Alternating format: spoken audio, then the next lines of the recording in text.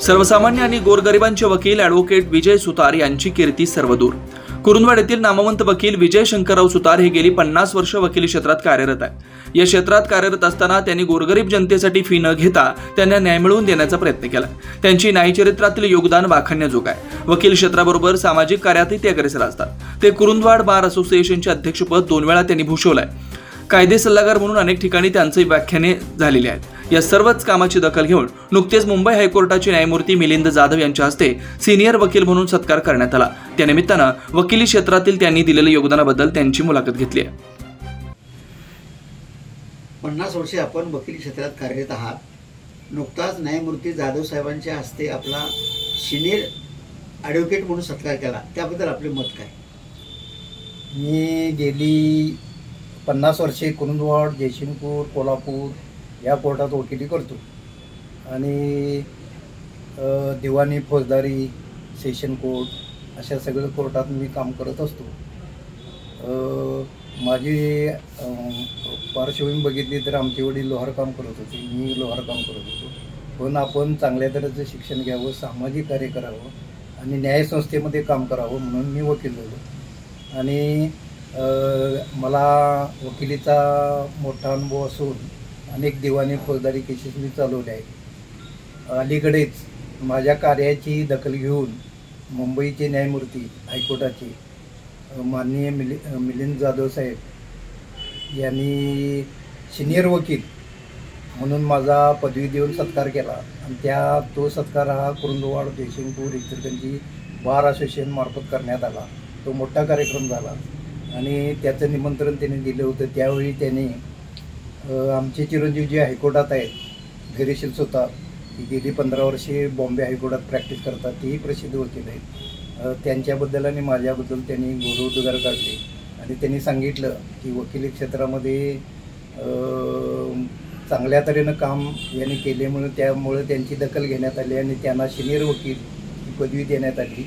आणि वकिली व्यवसायामध्ये 50 वर्षे चांगल्या तऱ्हेने वकिली तक्रार न येता करणं हे अत्यंत अवघड काम आहे आणि याची दखल घेऊन महाराष्ट्र बार कौन्सिलनं त्यांना जी पदवी दिलेली आहे त्याबद्दल मी त्यांचे मनपूर्वक आभार मानतो, धन्यवाद देतो, म्हणून त्यांनी माझं अभिनंदन। आर्थिक अडचणीत सापडलेल्या पक्षकाराला आपण न्याय मिळवून देण्यासाठी कसा प्रयत्न करता?